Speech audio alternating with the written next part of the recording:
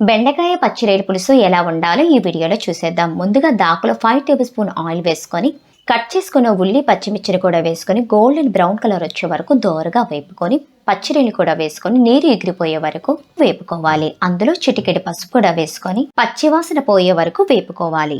తరువాత కట్ చేసుకున్న బెండకాయ ముక్కలను కూడా వేసుకొని కాసేపు మగ్గిన తరువాత సరిపడా సాల్ట్ కూడా వేసి ఒకసారి కలుపుకొని కాసేపు మగ్గిన తరువాత అందులో 2 టేబుల్ స్పూన్ కారం వేసుకొని ఒకసారి కలుపుకొని కాసేపు మగ్గిన తరువాత కొద్దిగా నీరు కూడా వేసుకొని కాసేపు ఉడికిన తరువాత చిన్న నిమ్మకాయ అంత చింతపండు రసాన్ని కూడా వేసుకోవాలి. కాసేపు ఉడికిన తరువాత అల్లం వెల్లుల్లి పేస్ట్ కూడా వేసుకొని కాసేపు ఉడికిన తరువాత కొద్దిగా కరివేపాకును కూడా వేసుకొని మూత పెట్టి 15 మినిట్స్ ఉడకనివ్వాలి. తరువాత కొత్తిమీరను కూడా వేసుకొని 2 నిమిషాలు ఉడకనివ్వాలి.